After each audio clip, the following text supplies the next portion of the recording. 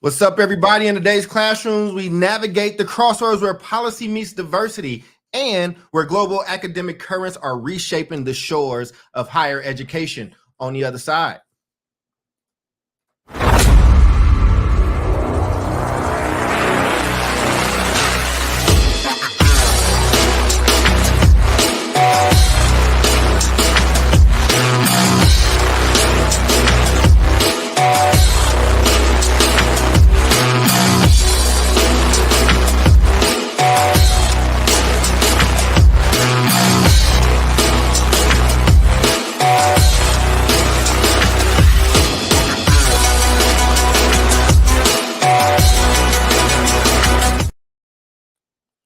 Hello, everybody. Welcome back to another episode of the South Star Classroom. That's David, that's Jude, that's Omar, and I am Charles. I'm very, very excited for today's episode. But before we do that, because I hate this part, but I'm getting good at it, I'm going to give very specific instructions. 3 lines or less of how you are doing. And we're going to start with Omar. We're going to start with Mr. Yanar, our resident model and man of mystery with the best hair in the game. How are you, Omar? Man, I love it, baby. 3 lines or less, man. That's already 1 line right there. Damn, it's gone. I am doing all right. I got sciatica, so my back is killing me. But I'm actually kind of processing a difficult situation right now. One of my childhood friends, in fact, she was my ex-girlfriend in high school, is in a really deep and difficult medical situation. She's in hospice right now. So I'm trying to process a lot of difficult information and a lot of existential crisis, and having someone as young and as close as that friend in that dire circumstance. So not the best of news, but the difficulties that we must all face. I don't know if it's irony, more like coincidence. The week before, on Friday, our boy, Dr. Benitez, who's been on the show before, got married. So from one day to the next, from marriage to this, just suppose it's the difficulties of life and growing up. All right. Well, 1, let us know if you need us in any ways at all. And 2, I've just thrown out the damn 3 lines rule because obviously if you need to take the time and actually check in and do what you got to do. So grand opening, grand closing, apparently. Jude. How are you? And I want to definitely make sure I gave credence to what Omar said in the all seriousness of it. But Jude, take as much time as you need on your check-in so I don't step on an actual emotional moment. Wow, your emotional intelligence is like skyrocketing, you know. Oh. I think it's because of my presence on this show, I have to say. I'm going to take all the credit for that. I'm all right. I made dinner, so I'll just tell you what I made. That'll be my check-in. I made filet mignon with garlic butter. I made Mexican street corn, vegan, but don't tell my kids it's vegan. Well, the mayonnaise is. Some sauteed green beans and some sweet potato souffle. And because of that, I am feeling great, because juggling motherhood and life and all the other things sometimes gets in the way of really having the time to cook a really good meal. So I'm grateful to have been able to do that today. And that's my check-in. All right. David, how are you doing, good brother? And the unmute. I was just waiting to see you.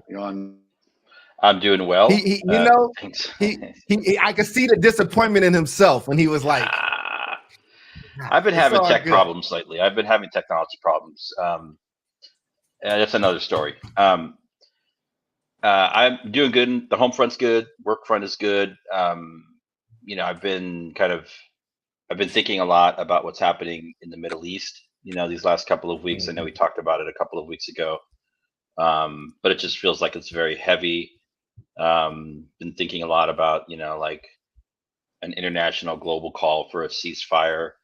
I think that's got to happen. And I've also been thinking about the parallels of, living, being a person of Mexican American Chicano background, living along a militarized border, right? When Mexico is just like 20 miles away from me, and it's essentially, there are a lot of parallels between, what's happening along our border and what's happening over there. These like militarized spaces where people at one point in time, where the land was open, the land was free, right? So I've been thinking a lot about those parallels too. Maybe a future topic on the show, but yeah, that's it. Okay. All right. Well, looks like these check-ins was definitely needed today. And if we need to hard pivot on any of these topics, we can definitely do that. And Jubilee, don't hurt yourself, patting yourself on the back, please. We'd hate to have to. Oh my God, I didn't know it would work. Did you see that? Oh, did you do it? God. Yeah, It she worked. did. She did. She did. She took all the credit for what she called a leap in emotional intelligence on my part. I assure you, there is no growth here. So I will say for my check-in, man, I would say it's busy stuff. There's things that are happening, and sometimes you can just kind of be going along with the inertia of stuff and get numb to things. There's so much stuff happening in the world, and then you got stuff happening in your life, and at some point, it's like you gotta try to block stuff out to get things done, or you'll get nothing completed. You know what I mean? So it just is what it is, man. But it kind of sucks. But I'm happy to see you all and praying for everybody on all these different sides of all these different conflicts, man. It's just really sad to see, because from far away, I just see death and sadness, and it sucks. And but I've been learning. You've been forced to learn in this moment if you are of conscious age and stuff. So, such is life, man. And today we're gonna dive into like the issue of colleges and in two different ways. And so in the first one, we're gonna begin with a topic that's just, causing a lot of discussion in seminar rooms and lounges alike. It's the Supreme Court's decision to end affirmative action in college admissions, and it's been having a ripple effect. The pivotal ruling is reshaping the collegiate journeys for students of color, and is challenging institutions to rethink diversity and asking us all to consider what inclusion truly means in education. So, of the two topics, we're going to start here in the country. There's been a lot of ramification that's come from the Supreme Court's ruling. And one of the articles that I sent to you all, and it was titled "How the End of Affirmative Action is Changing College Admissions," and it looked at schools in our lovely and beloved California, David. And it was basically, they're trying to find ways to work around it. So if they can't use race, what other holistic methods can they use to determine, who might be an oppressed group, who might not have had the same opportunity to get into your school or to stay into your school. And they're trying to be, as, creative as they can. And, I don't know if you all got a chance to read the article, but my centralized question around this is like, just what type of strategies would you employ? Or what do you think of these strategies that they've done to kind of combat all the just negative stuff that's come out of the recent ruling from the Supreme Court on students of color? Go ahead, Omar. I saw you come off. Yeah, no, man, I got a couple of things to say, just because I was there and I wasn't knee deep in the situation, but this happened in California in 1996. So this is how like history rhymes, right? Yeah. In 1996, there was a proposition in California. The two of y'all should know it super well, called Prop 209, right? And Prop 209 basically eliminated affirmative action for the entirety of public universities in California, particularly like the UC system, right? The University of California system. Bear in mind for our audience, like the UC system, probably still to this day, but definitively in like the 80s, 90s, and 2000s, gold standard of public universities. Berkeley always ranked #1 public university in the country. These days, I think it may be fluctuating between like UCLA, which is another UC school. But y'all, that happened, and I was in California as this was going on, because it may have gotten passed in 1996, gotten enacted in 1998, which is my first year of college. And dude, like Berkeley, UCLA, and everything else, it became like 87% Asian. And like, look, dude, like the Asians are like killing it, right? It's nothing, not to say that they're like test scores and their GPAs aren't definitively perfect, but that was what the consequence was. And there were two scale consequences, right? One, the black and brown population in the UC system like exponentially decreased. And I mean like exponentially. It was like a 40% decrease in black and brown students, particularly at UCLA and UC Berkeley during that time. So this had two scale effect where not only did the population decrease, but then no black and brown kid wanted to go to Berkeley or UCLA anymore because they were like, well, there are no black and brown students on that campus. Yo, it took the UC system, according to an NPR study, 25 years and over $500 million to use these alternative methods to try to get back the levels of diversity and inclusion that the UC systems had before Prop 209. So they've been trying to get back to those numbers, and then this just happened, and they're like, dude, really? Again, we did this experiment, didn't work out. Problem here is that this is now national, right? And David, Charles, Jubilee, you probably have a better idea than me. Is this affecting public universities and private universities, or mostly public universities? I think it's directly impacting public universities because we're talking about what you can and can't do with public government money, and it's indirectly impacting private colleges because they are responding to a growing need, right? To attract a more like diverse student demographic, right? So it's got this like an indirect impact, but I don't know. I mean, private colleges get. I mean, it's a good question. Private colleges do receive, government funds in the form of like grants, that students bring in. But I don't think there's any. I could be wrong. I don't think there's an impact to their ability to use race as a criteria for admission. Anybody know? Well, I can tell you what it says from the notes. It says, in reaction to the ruling, private colleges in California are stepping up outreach to maintain diverse enrollments. Initiatives include increased campus visits for high school students and engagement with high school counselors to emphasize their commitment to diversity despite the end of race-based admission. So what it sounds like is that this opened up a door and a pathway to legal ramifications if you can prove that you were denied entry to a university of any type based on race. So they're trying to find ways to work around it, which is why I think this article was highlighting the efforts of private universities like in Pomona and Stanford and things of that nature. And I think the article also pointed out that the ramifications in the 90s were drastic. Like you said, Omar, like UC Berkeley, like those numbers super dwindled. And I think they were putting out numbers of UC Berkeley last year. And I think those numbers were like single digit, you know what I'm saying? Like single digit percentage points of people of color. And I also want to be very clear too. Like, I think I have people of color-itis. I'm going to write something called people of color-itis because when you say that, it's a misnomer, right? Like it wasn't all people of color that saw a drop. Black people, brown people, first-gen people, like those people saw a significant drop, and the lawsuit was brought about by quote unquote people of color from the Harvard case, right? So I mean, I just think it's important. Language is important there, and I hate to be that person, but I think having to be precise in the moment so people understood exactly what's happening is key. And I think what you also saw was a particular group, a demographic that is, falls under the umbrella when we say people of color. Asian numbers went up, right? Skyrocketed.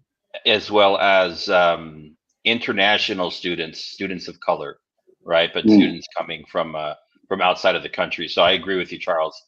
To say people of color, you have to break that down even more because there's a lot happening. That's a really good point. Even within that. Yeah, man. Yeah, I'll that's a tell good you ass all when point, I got man. into a lot of trouble because I said, do not put BIPOC on me, and it was a thing.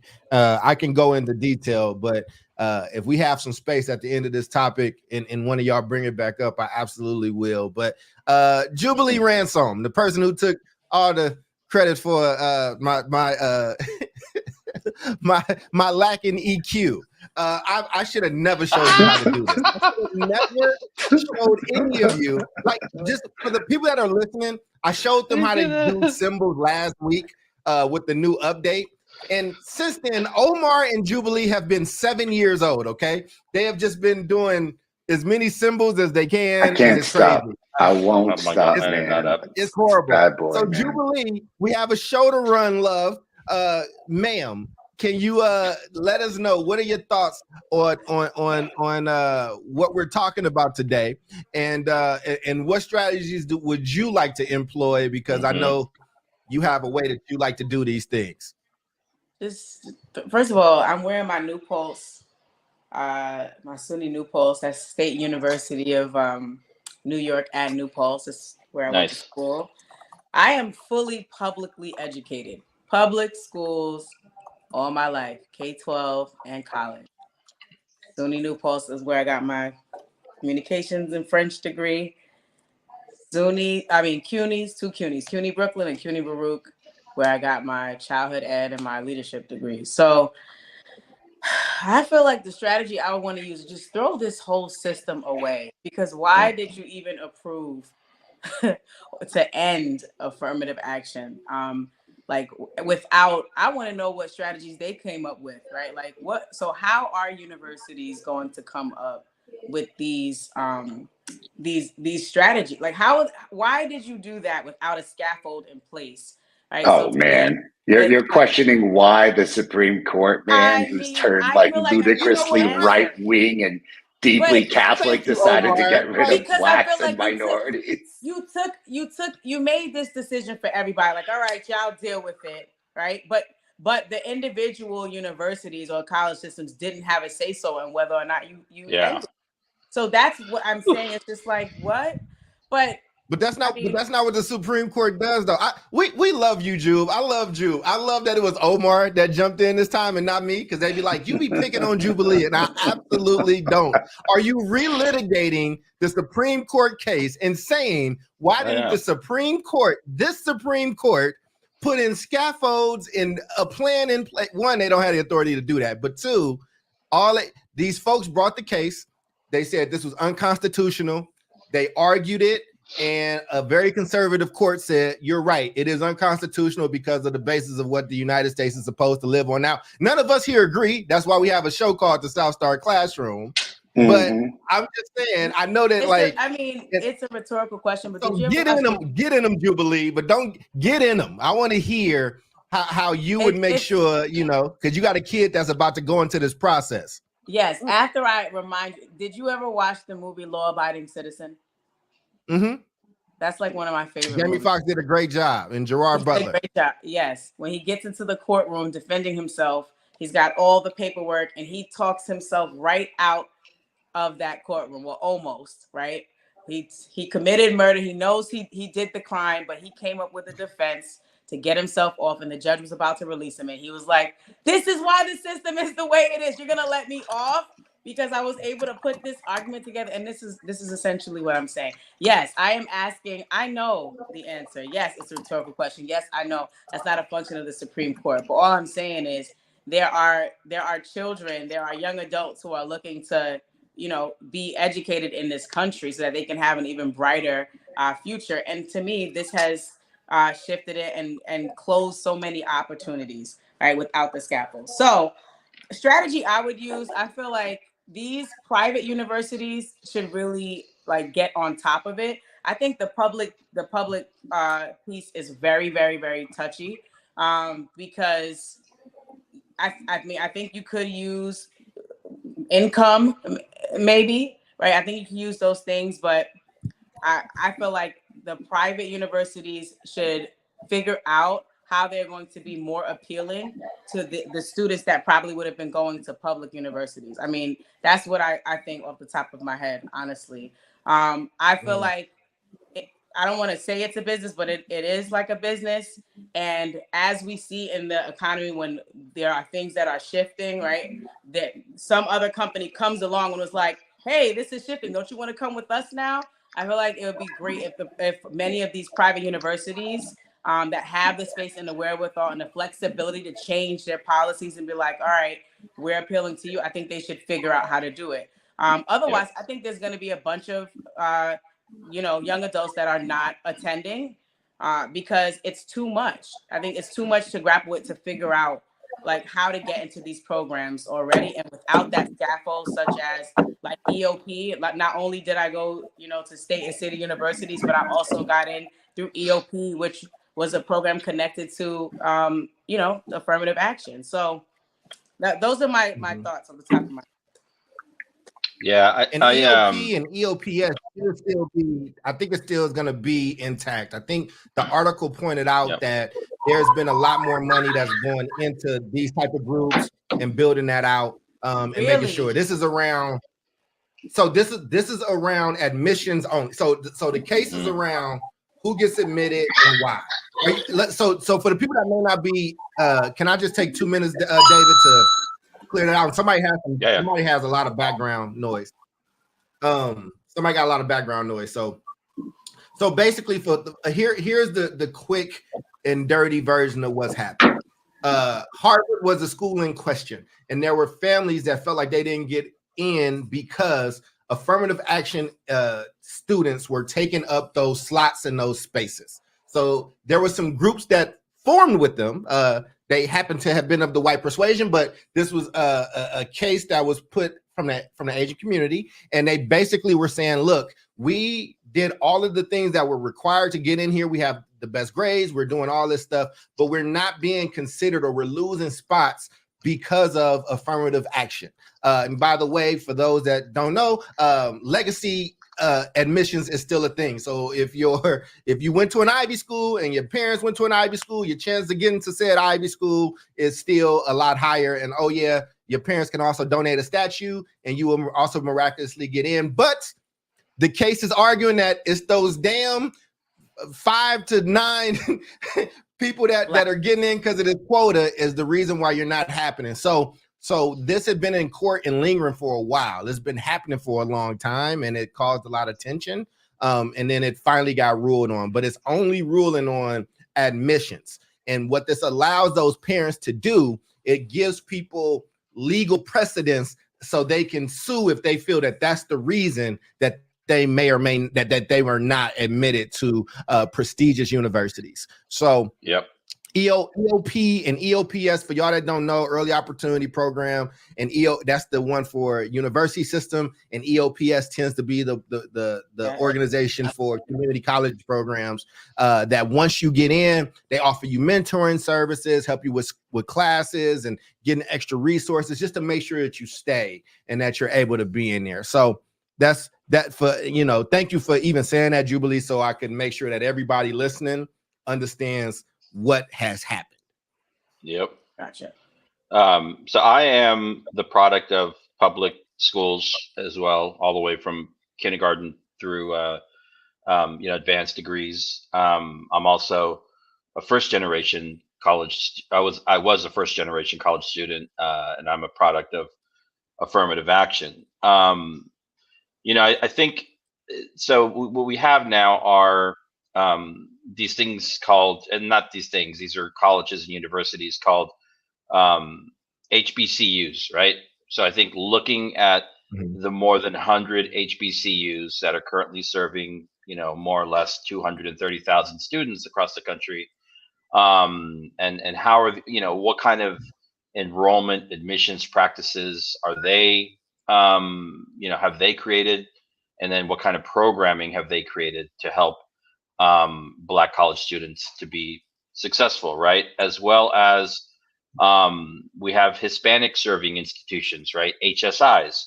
There are close, just over 500 Hispanic serving institutions that have been labeled as HSIs by the government, public and private universities across the country, serving more than 2 million Hispanic students, right? So I think we need to look at what people are actually doing and what's working in terms of how they enroll, their criteria, their admissions practices, their financial aid practices. If something is working, we don't need to reinvent it. I think there's plenty of data out there to actually figure out, hey, these people have figured it out with or without affirmative action. All that to say, I also don't feel like it's a college or university issue. What we're really talking about is it's a K-12 issue, right? You're looking at trying to play whack-a-mole. Meanwhile, the big elephant in the room is actually what's happening in K-12, right? And obviously, you know, K-12, when I say K-12, I mean kindergarten through 12th grade. I mean public schools, private schools, public charter schools. They're not going to be able to eradicate poverty on their own. But you know, they can and they should be doing a much better job to prepare students academically, so they can take the SAT and the ACT and get, you know, a high score, right? That's reflective of what they've learned in school, so that they can, you know, graduate with the appropriate credits. In California, it's called the A through G. And so they can have early exposure to college. Even like when we're looking at some of the research, there's very clear research that says taking, you know, even as young as like 8th graders, low income or rural or urban students of color on a college tour starting in the 8th grade has a very clear positive impact on their education through high school, and then the likelihood that they will apply and attend a college, right? So there are lots of things. I mean, again, I don't feel like part of it is like, yeah, we should be talking about college admissions, but you know, if we're figuring out how to enroll more Black and brown students into colleges when they are not actually academically prepared, you know, we're setting young people up for failure. So I actually think it's a K-12 issue. Yeah, I think that's what's up, man. I mean, I'm interested to hear it, but funny enough, for those listening, HBCUs do not restrict upon race.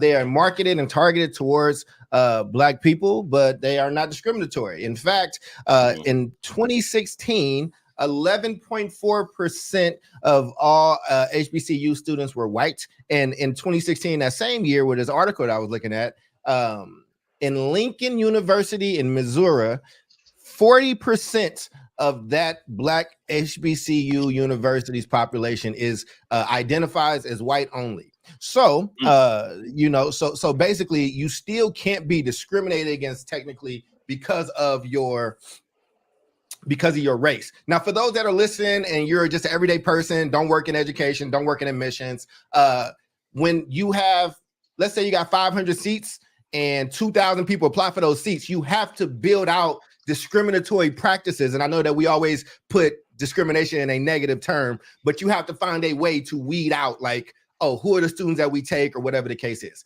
There's a lot of things. They look at grades, they look at test scores, they look at extracurricular activities, leadership. What they're saying is that race can no longer be one of those discriminatory factors that are utilized as you choose your student body. And as Omar pointed out, we saw when this happened earlier on. I think it was the Michigan case or whatnot, but it impacted places like UC Berkeley. We saw that dropped significantly. But here's the thing: a lot of this is dropping significantly. College admissions across the country are dropping just a lot. And that takes us to from the domestic to the international stage. And our educational voyage takes us across the Atlantic. Is anybody's British accents on point? Are you ready? Like, we're going to have some fish and chips. Jubilee can't have none because she's a fake vegan. But in this, it says the exchange of students. Just throwing shade. He does pick on me, but all I do is show love, because when they go low, I go Just high. throwing shade for no reason, dude. And it's Can I finish my transition, please? In a British accent. I wrote the hell out of these. Listen, ChatGPT and I wrote the hell out of these transitions today, and I would like to read them. Thank you very much. And tell Papa Jubilee that we said hey, because that's my homie. He watches the show and he's a fan. He said get her more British. Some English ass accents. Ask ChatGPT to do that shit. Here's the thing, right? So United States university enrollment is dropping a ton, and the exchange of students between the UK and the US is a compelling narrative of culture and intellectual diversity, mirroring the very conversation that we are having stateside. The UK is now targeting the United States student population, and they're making it easier for them to be able to get in. And you've always had this in some form, right? The same way people from all over the world want to go to UC Berkeley or Harvard, there are people that also want to go to Oxford, or they have some very prestigious universities across the pond.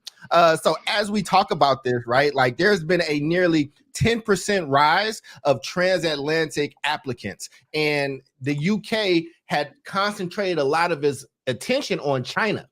China is one of the biggest exporter of students here to the United States and to the UK, but they had oversaturated there. So they have now been focusing on getting in the United States students. Now, 10% increase may not sound like a lot, but it's a sign of things to come. So how do we feel that rates are declining in the United States? People are becoming less enchanted with the idea of college and university as well. And there are a bunch more eager students that are applying to UK universities, not exchange programs, but just flat out, I want to go be a UK student. What does this mean to you all? How are you reacting to it? And what does this mean about the state of higher education here in this country? Let's start with Jubilee. You know what? I had enough of you picking on me. Oh man, can't see nothing. Go ahead. My first thought is good for them. What did you say? Put me back in a 4 square, please, so I can see, especially your face. Don't. Put me back. You know, you're real spicy today. But no, listen, I mess with Omar all the time about his international man of mystery. I'm never gonna mess with David like that because that's like my OG. That really just leaves you, Jubilee, and you're the only other black person, y'all. I'm sorry. I know this is the anti, this is the anti. You can't. We've ended affirmative action, but affirmative action is still here today. So this is gonna be some black on black. There you go. Right now. So go ahead, black girl. Listen, I think good for them people. Very good. And I think that maybe we won't get the response we need until those numbers continue to dwindle down. Like, yo, is anybody a doctor in here? Oh, we don't have any doctors as a nation. Which is why I asked my rhetorical question earlier, because I feel like within the same conversation when it was decided that affirmative action is going to be done away with, should have been what will be used, on the other side, like just that balancing act, because to leave universities to figure this out on their own, right? It's like, when are you going to have time to figure that out? And maybe that's the question. I'll leave a question mark because I do want to know. I'd love to hear what these universities came up with so far in terms of how they plan to figure out what they feel like is fair, right? Or for college admissions. Like, I'm curious to know what they came up with, but I feel like it should have been like a national thing, just like the decision was national. Then the scaffold or the next step, like, please use these criteria and this only to allow them in, or what have you. Like, why wasn't there that level of investment? So as a result, we're going to have YouTube University. People are going to go to Oxford. People are going to go study in Istanbul or wherever they want. And it may be possible we may be the country with, the least amount of college graduates in the next 10 years. And I think it's sad, but I feel like that's where we're headed as a country. Like, politics win, and children, young adult, and the future of our country do not win. That is like truly outstanding editorialism. My question is this an attempt by the British to reclaim their territories that they lost vis-a-vis 1776? Is this where the British are headed? They're just simply saying, listen, like, we may have lost the war, but you will lose the war of attrition, because all of us, Harry Potter's Yeah. coming. We got Shakespeare coming. We got Sherlock Holmes coming. They're coming to infiltrate our universities. And Yeah. then when they come over here, and man, like, they savor the good ass food. They get the good ass weather. They're like, oh man, I don't need to return to, like, dreary ass London. And then they just start populating the country. What is then going to happen, Jubilee? Are we going to find ourselves in a new Britain? Is New York going to be New York?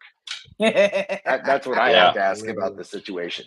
In all seriousness, I will say that, listen, like, this is a really cool statistic, but far from something that has not been a reality in the United States. Meaning, like, Right. I got to go to some fancy ass universities, and Stanford was chock filled with international Absolutely. kids. Why? Because they're Mhm. paying full tuition, and because this is like, these are these name brand universities that people aspire to go to. And I was at Harvard. Half of the Harvard Kennedy School was international. Half.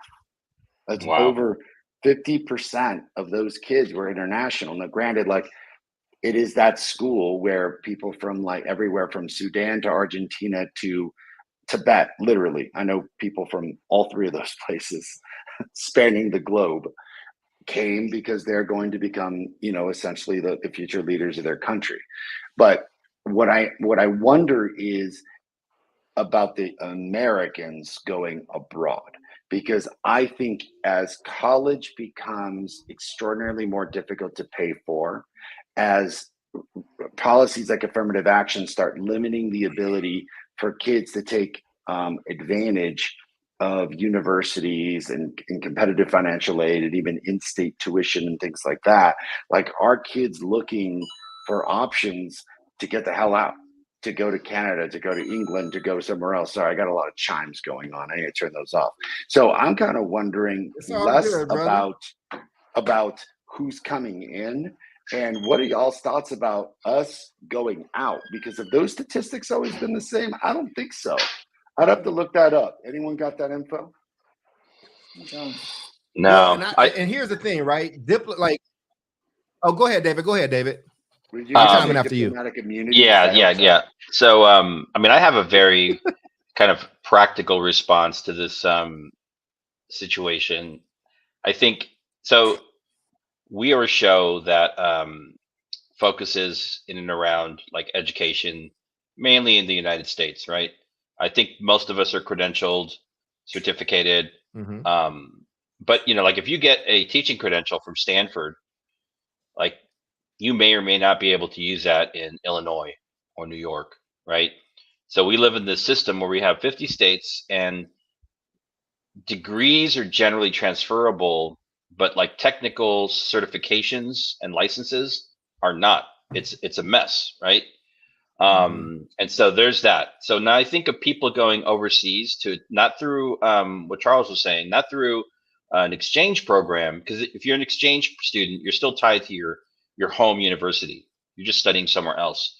But, like, say, go to Oxford, like, if you graduate with a degree, my question is, like, is that degree transferable? If you get some kind of a license or certificate, it's probably not transferable if you plan to come back to the United States, right? So you have this issue of what they call, like, reciprocity, right? And this was not that long ago. I think probably in and around 2000. I just heard the story on the radio last week, so this is a good topic. Europe has figured this out within Europe, as a result of negotiations that happened, again, starting in the late 90s, European Higher Education Act, where they've got a number of different, I think 49 European nations have signed on to an agreement, which does two things. It allows, if you live in, like, Ukraine and you want to attend college in Spain, and Spain's part of the agreement, you get to pay, like, localized. You don't pay, like, international student. You pay local domestic tuition. And then your degree that you get from the University of Madrid is also transferable when you go back to the Ukraine. They figured out how to make it just a kind of across the board. They've developed a set of standards and criteria so that so these things are able to kind of, you know, cross borders, right? And that's pretty groundbreaking. But so again, my question is, like, if you go overseas to get an education and you study at Oxford or wherever else, like, just, you know, you have to think about, like, what can you actually do with that, right? Is it actually valid in the US or wherever you plan to go after that? I like the idea that Europe has already figured this out. And it looks like they're working on trying to do something similar with Europe and the US right now, trying to tackle that. So it's kind of connected, but I thought I would add that to the conversation. It's an expensive piece of paper. Yeah, and I think it's a very expensive piece of paper, and I think that, you know, as we had this conversation, I mean, the United States, so a bit more history, right? Like, the United States has always done this. We've always tried to attract and be the home of, like, the smartest people in the world, right? So again, David and I both lived in the Bay Area for a long time. The internet that we are on, like, there was a boom there, and the United States was actively attracting folks from you know, certain parts of Asia and Indian folks. If you go to Fremont, if you go to the South Bay, it's a huge Asian and Indian population there, and a lot of them are some of the best coders and tech people that you would ever meet, right? Like, we have always been kind of one of those destination places, but I think over the last few, dare I say, decades, but I would say even more recently in the last 15 or so years, I think United States top, like, ilk universities have become less rigorous. And I think that, you know, I don't know if you all saw that article a long time, not like a few years ago, maybe. I think we might have been doing a show where at MIT, some of the students were complaining that the math was too hard. It's MIT. Like, it's, for those that don't know, MIT is like that place, right? Or there was a lot of a professor stepped down because he was like, listen, like, I've been doing this for 40 or 50 years. Like, the math isn't changing. Like, you need to kind of know this stuff. I think that, you know, you have seen, there's been a lot of coddling, I think, that has been happening, as there's been a lot of cultural shifts that I would argue some things needed to happen, but in grand United States fashion, I think we tend to overcorrect, and that pendulum swings real hard in certain places. So as the country is becoming more racially aware or oppression aware, it's also kind of overcorrecting in spaces where it's like, hey, well, these people don't meet this criteria, but we're going to do this. And I think that is losing a lot of respect. I think that people are not respecting the United States institution of university in the same way that they did. We talked about let me give you an example, right? We talked about Oppenheimer a while ago and all that stuff. Oppenheimer, a lot of that stuff took place at UC Berkeley. He was one of the foremost thinkers in his field, like up there with Albert Einstein, and there was also a German person. And then when the race to who can build these nuclear weapons came on, Germany started to recruit the best minds in the world, and the United States did. So, you know, and all these people were colleagues, and like, they knew each other. I don't know if we are still considered, well, we're the United States for the moment. So I don't think that is fully gone, right? Like, but I think that other countries are not leaning on the United States in a way in which they used to, like the NASA race, right? Like the race to the moon. Like, you know, there used to be a lot of things that the United States used to pride itself on, intellectually speaking. And I think that there's a lot of evidence that, you know, rigor has gone down. So if rigor's going down, if enrollment is going down, if costs are going up, and if you're the UK and you're like, yo, we might want our spot back, the way Omar said, you know what I'm saying? And in that article, they are also dropping the price. They're making it less cost prohibitive for you to be a student there. Now, for people that don't know, like, maybe you didn't go to college or whatever the case is, I went to my local school. I went to Cal State Hayward, which is now California State University, East Bay. And then I did my grad school at San Francisco State. Again, similar to you, Jubilee, y'all have CUNY and we have the CSU and the UC system respectively, right? And in that, but in that world of when I was doing it, if I wanted to go to a school not outside of the country, just outside of my state, the out-of-state fees made it so cost prohibitive that it was a benefit for me to stay there. So the strategy that the UK is doing is almost on some level taking those out-of-state, out-of-country fees and allowing for, you know, those that want to go to school there to kind of go there. And listen to the UK folks that we know and love, because Omar knows everybody because he travels everywhere. He is the international man of mystery. He might be in the UK right now. I don't know. I don't know where he is because I've never seen his background before. It's very new, and sometimes he's a hostage. But I will say, you know, I just think that I will say, I mean, I'm just saying though, man, like I do think that the UK hears a lot of the jokes, but I've been in the UK and I know you've been over there. I don't know if the other folks have traveled, but they see us as dumb Americans. They see us as people who are not very cultured. They see us as people that like don't know what's going on outside of that bubble and are gluttonous people at times. I'm not putting that on all the people across the pond. And I'm not even saying that they don't have a good reason to think those things. I just think that both the articles and the topics that we covered today are showing a shift. And we can keep asking, in my opinion, we can keep asking, why aren't these officials doing more? Or what are these officials doing? Or what is the government doing? Or whatever the case is. But I think that thinking or that wanting them to be the people that kind of drive this stuff is going to put us further in the shambles that we're in. I think that we are on our own on this stuff, and I think that we have to dictate certain things. Like, I want the doctoral program that I went to, I think that it is less rigorous than what it was when I started. And I am pushing them. I'm pushing them to say, man, you need to be more rigorous. In EDD programs, which I have mine, there are some programs that are debating, and some have already did it, to get rid of the dissertation. And it boggles my mind because it's like, stop, like, that's a process that you have to go through to become a doctor. There's a reason for it to be there. You don't need to make it easier because the problems that we face are not becoming easier problems. They're becoming more and more complicated. And if we keep abandoning logic and smarts and wanting to be the best in certain things and getting the best minds, to make ourselves feel good or to not get canceled or whatever the case is, then damn it, sometimes you get what you get. Sometimes you get what you get. And I think these two articles are a warning, and we are warning you. I think you need to start paying attention to what's happening around you and internationally with United States in the crosshairs. Look, I don't disagree, Doc, but like I think, and it's my boy Alonzo that brought the question, man. So I don't know if you posted it or not, but he should be. He said, you know, the question you should be asking is, it's the next one after that, is why are many college graduates pursuing jobs overseas rather than staying in the United States?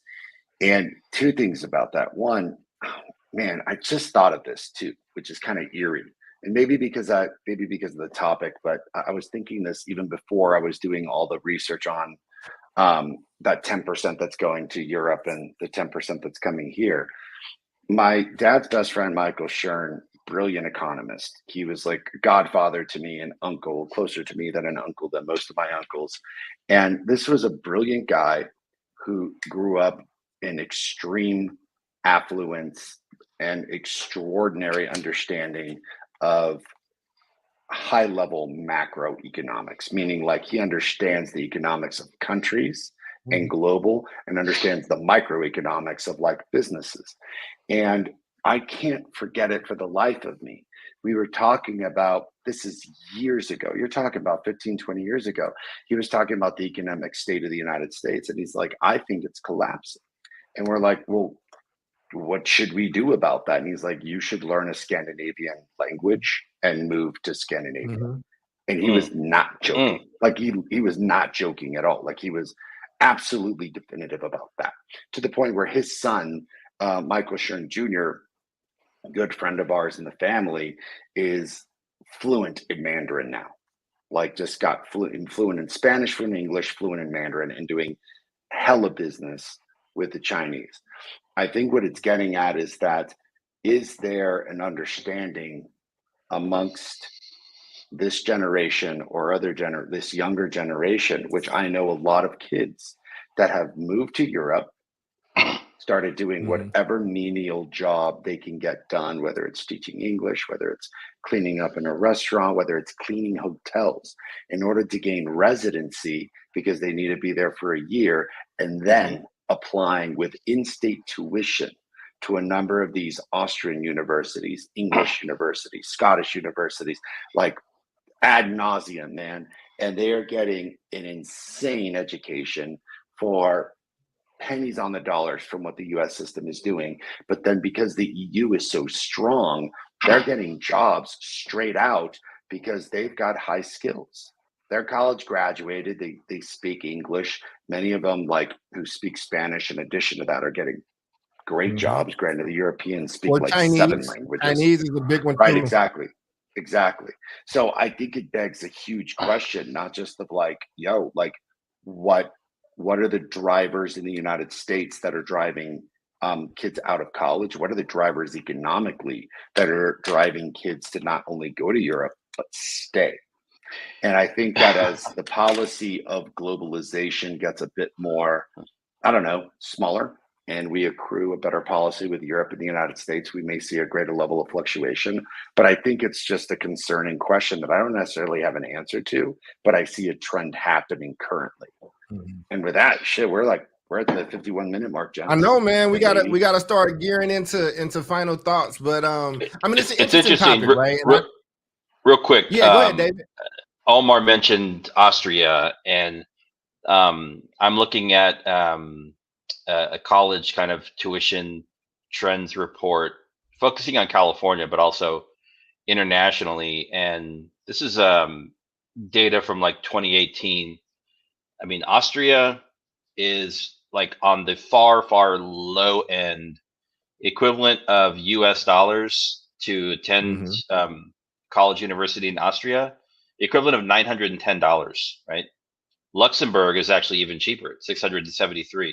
These are like real public institutions, right? I mean, when we talk about like public school, these are not the UC and the CSU, unless they're giving it away for like incredibly like low, heavily subsidized fees. They're not public. I mean, the cost to attend the CSU in California over the last 3 decades has ballooned almost 1,000%, right? These are not public institutions. So when we say public schools, the CSU and the UC, and I'd say probably the University of Texas and the Texas State University systems, unless they're giving it to you for free, they ain't public. They're making you pay, right? I still owe right, well and into six pay figures. at a rate. I owe like well into 6 figures still. Yeah. Say it again, Omar. I spoke over you. Sorry. No, I was saying, I think the exact same thing that you were saying. It's like you're paying at a rate that's like alarmingly high. So Crazy. Yes, these are public universities and you have this access, but the tuition is so high.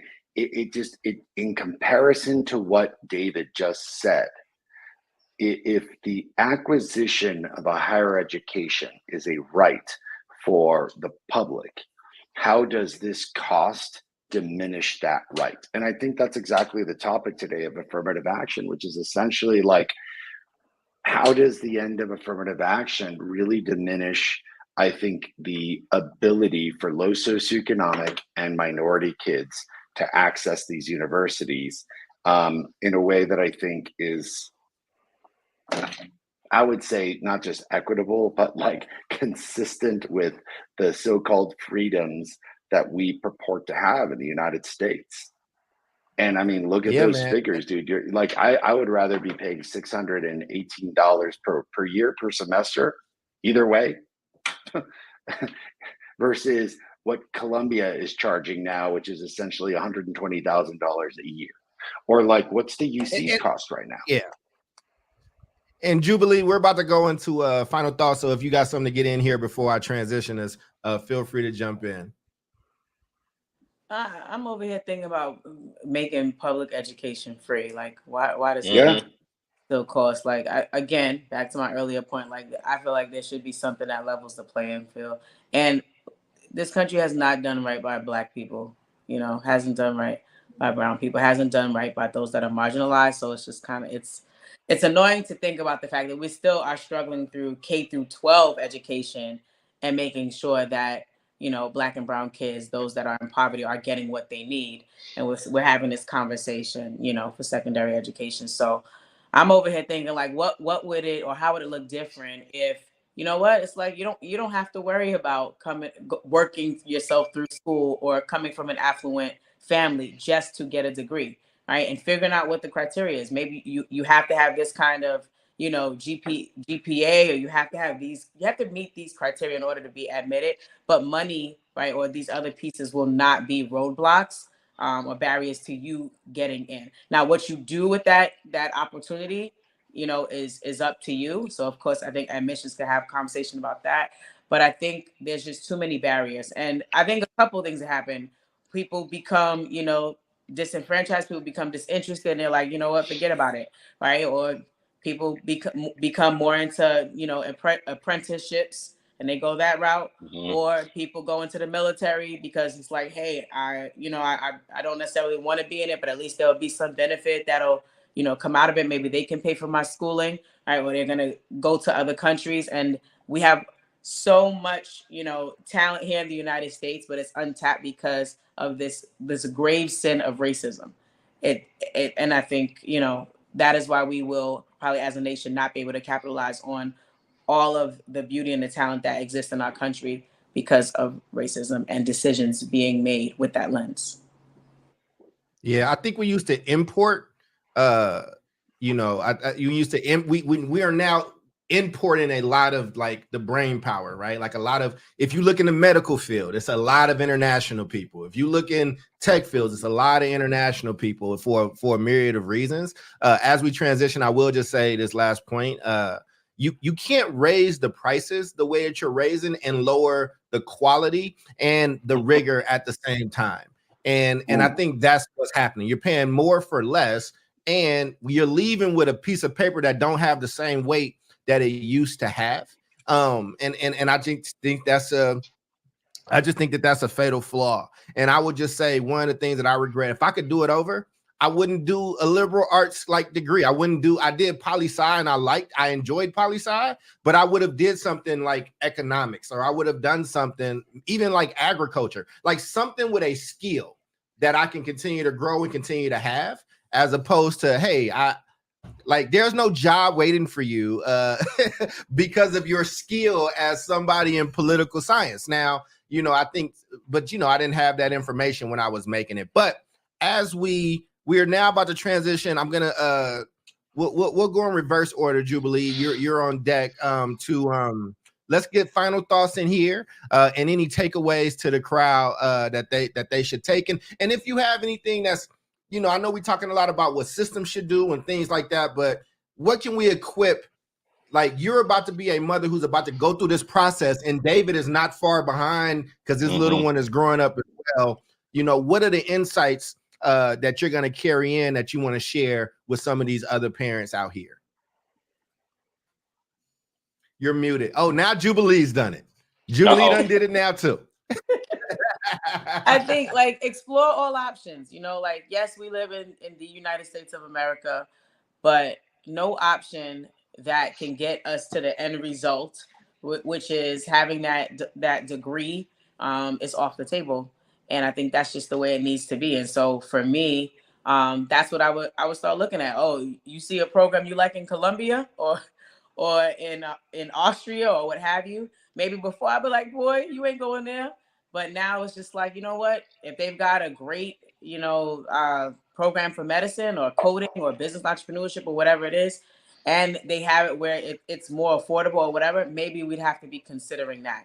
And I also think I got an email from my son's school about they're doing their first year apprenticeship program where they have this whole kind of co-op program. We go to school 1 week and work the next, or they give you some kind of mentor so you can learn a trade or start your business entrepreneurship journey. So I definitely be treating those with the same level of interest and intensity as I would, college admission. So that's my final thought.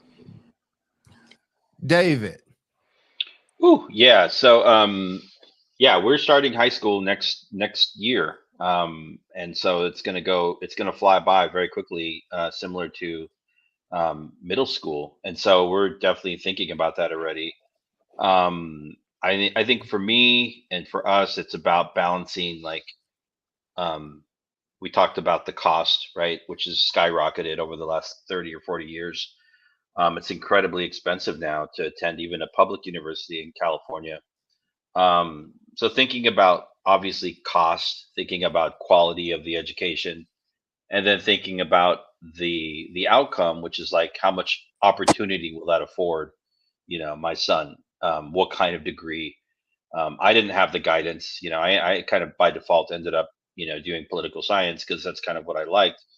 Um, and then fell into education. But I didn't have I had zero guidance from my parents, and my Mhm. son is going to be different for him. He's probably going to have too much guidance. So, I mean, I think about those things for sure. And again, I'll just reiterate, you know, we're talking about college and university, but really there's two things that I think about. Like we have to figure out a way to lower the cost of attending a public university in the US, period, right? Any state. Otherwise, if it's too far out of reach, it's no longer public. You shouldn't call them public anymore. Come up with some other name, but they're not public. And then, Mhm. the other thing is again the bigger issue is like we're really not dealing with the college issue. It's really a K-12 issue, and those things are definitely That's connected. But exactly what I want to talk about. Yep. yeah, good show, Charles. Thank you. Oh, thank you, man. Thank you. Omar, and I want to tee you up, Omar, because I think our audience knows, but you went to two of the most prestigious universities in the world. And so how does this topic he is a child. He is a child, ladies and For gentlemen. our listeners But on how Spotify, does this we topic just hit discovered you that. as an alum of two of the most prestigious universities in the world? I'm taking them people off the So screen. Continue, brother. yeah, I'm gonna take you all on a quick journey, man. So a huge shout out to my boy Anthony Jack. And Anthony's a friend of mine that I got to meet at Harvard. And if you haven't had a chance, I encourage all of our listeners, and I certainly encourage everyone at South Star to get his book, either the audio version or the hard copy. It's called The Privileged Poor. And it's Hmm. about kids like us who grow up low income that are going to these highly prestigious universities. And it's not just the shell shock of being around students who have such a level of like wealth and affluence that it's unimaginable. So when I talk about that, like Chris Rock once made a joke about wealth. He was talking about Paris Hilton. He's like, wealth is something that could never go away. Like hell, like if you're rich, you could waste rich on like one summer and a drug habit. But like wealth, like the Hiltons, that's never going away. The people that own the color blue ain't going away. And like I was friends, and I mean, I would consider him still a friend with, the heir to Vanilla. Like I am not lying about that. And when I say that, I mean my buddy, I'll not mention his name. He was a fraternity brother of mine, cool as shit, dude. You'd never know that, he was this affluent because he kept it really modest. But he's from Madagascar. His family owns the vanilla bean exporting Wow. companies of the world. He literally owns vanilla. Like that is a wealth that will never go away. So what I'm getting at is that how do I feel about all this? Guys, these are the kids that go to these universities, right? And Mhm. Ana Mariporas, who is director of admissions, who I was incredibly close to, who has passed away and I miss immensely. I went into her office all the time. She was a mentor to me because I was like, do I belong here? Like, why am I here? Like, yeah, I'm a smart kid, but like, I feel so radically out of place. And she was really badass. It was like, look, this is Stanford. We don't make mistakes. I remember her saying that vividly. But she was like, Omar, what you're going to do with this education coming from your background, what you talked about in your essays, which I'll mention in a minute, This is why it's so important from someone from your race, from your background, to come into this place, have this kind of education, have access to these kinds of students and these networks, and understand how the people who make global decisions, how their children function. Because as a function of understanding how they work, you will understand how this world works, and you will understand the points of power. And that in itself is a ludicrous education that's not taught in the classroom. It was just about being at Stanford. And listen, like I wrote an essay about wanting to change the face of public education. I was intolerant with it. I don't like testing and over testing. I was very adamant about restructuring education, and look where we're at. But Stanford became a catalyst, not just for me to believe that I could be done, but damn, if I can't tell you every time that someone's like, oh shit, you graduated from Stanford, you must be able to run a public school. And here I am thinking, like, I don't know, man, like some of the cats that went to school with me can't even run their, like, their Fisher Price make-believe school, least of all a real school. But I will tell you that for better or for worse, kids at Stanford and Harvard are running the world, and understanding these paradigms and these folks and these people and how they function and their parents and the rooms that they're in and the hierarchy in this country and in this world, I think is an inordinately amazing education. And when you start eliminating kids like me, kids like us, the privileged poor, the Black and brown from those spaces, what you're doing is recreating segregation. Because now it is segregation all over again, where access to that kind of place and education is no longer an option.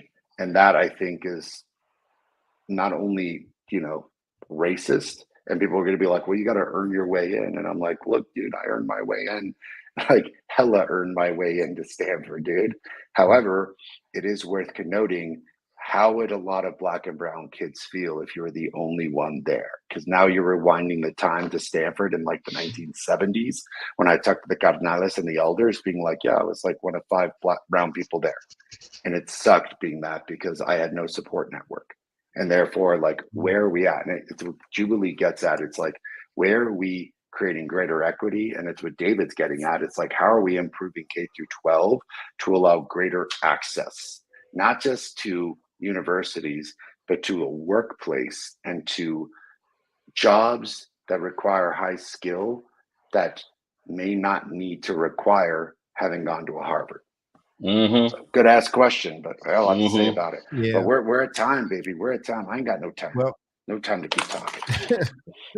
Well, okay. That brother just gave us the 5-minute speech. He was like, I ain't got no time left. It's all good. I love it. No, man, I gotta keep going. I ain't gonna stop. I'm gonna stop. You know what I'm gonna do next time? I'm gonna put your final thought at the half mark and just let you go and do it. We're gonna try that. That's gonna be great. I think it'll be worth it. I think in my final thought, I'm a big South Park fan, and it's been going for well over 20 years at this point, and I think they still are the leaders in satire. And along with critiquing Marvel and Disney and whatever, it also was critiquing the fact that Americans don't know how to do anything anymore. So basically, it was talking about the fear of AI and all us nice, fancy, college-educated people, and AI is coming for our jobs, the way it can code, and AI actually helped write this show today. It wrote the exact words that I said to open and lay out this show. And he needed to fix his dishwasher, and he called a handyman. But everybody needed the handyman, so the handyman became rich because he was the only person in the town that actually had a viable skill. A skill that not be replicated by AI or by computer algorithm or by a program. The point that I'm making is this. I think that we need to take a step back and look at what does our country need? What is the things that are needed here? What are those skills? Because I got 4 degrees, but when I bought this house, my cousin, God bless his soul, he passed away during COVID. Like anytime something broke in this house, I didn't know what the hell to do. Like, and those degrees didn't mean anything except that I had a little bit of money to call in some help. But this man who was a firefighter who knew how to work with his hands, was able to like do those things. And I think those communities have gotten shunned. That old black mechanic with the cigarette hanging out his mouth that used to fix everybody's car. That Mexican man that knew how to grow Yep. Listen, the Mexican man down the street that knew how to grow anything, that could build anything, that built all his own stuff or whatever the case was. Those people got looked down in society for so long. And very, very soon, all it takes is one more tragedy. All it takes is one more pandemic. All it takes is for AI to truly proliferate, which those doors have been blown off. This country, the United States, is a zero-sum game. And what I mean is they will import that color. They will import that diversity. And the people that don't have skills will be left here to suffer. And I think we knocked and scratched on the surface of a really good topic, but we'll probably have to have another hour to go deeper philosophically. But that should keep you wanting and coming back for more. That's David. That's Omar. That's Jubilee. I have been Charles. We have been the South Star Classroom. I'm going to give them a second to do all their little child stuff. For the people that's only listening, they've learned how to do things on their screen. And this is why we ain't got no damn jobs, because AI done took over. And it's a problem. Why won't my fingers work? You do it this way. You do it this way. They can't even make this work. It's between us, there's probably 15 or 16 degrees. And we can't figure out a damn thing.